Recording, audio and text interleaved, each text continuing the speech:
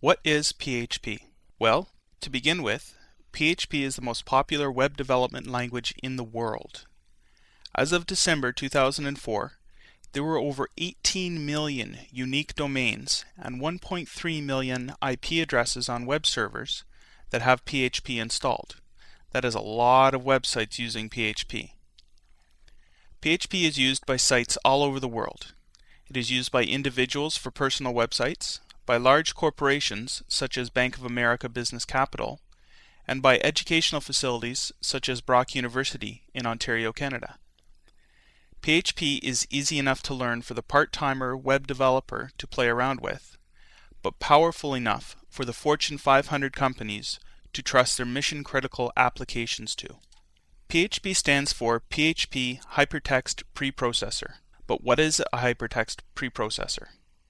Well, hypertext refers to HTML, and the fact that it is a preprocessor means that it is dealt with before the hypertext, or HTML. This means that PHP lies between the web server and the HTML.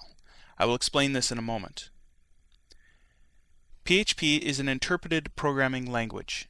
Interpreted means that rather than having to compile it like languages such as C or Visual C++, you save your application in text format, and Apache, or whatever web server you use, reads the text file and deals with the programming on the fly. This is actually a very flexible way of programming and saves a lot of time debugging and developing, eliminating the need to compile or encode your programs. The disadvantage is that if you want to distribute your code, it is in plain text, not in binary.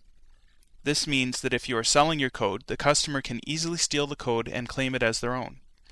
There are programs available now by companies such as Zend and IonCube that will encrypt your code for distribution to make it unreadable and harder to steal.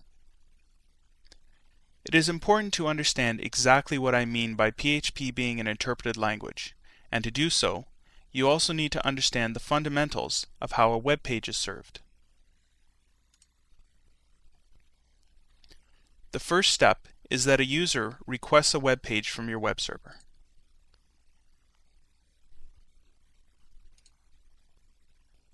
Your web server then retrieves the requested page and serves it back to the requesting user. With PHP, there is one added step. It starts off the same, with the user requesting the web page. The web server retrieves the page, and here's where we have the extra added step. This is where the web server realizes that the page is a PHP one, and that it has to have the PHP programming dealt with.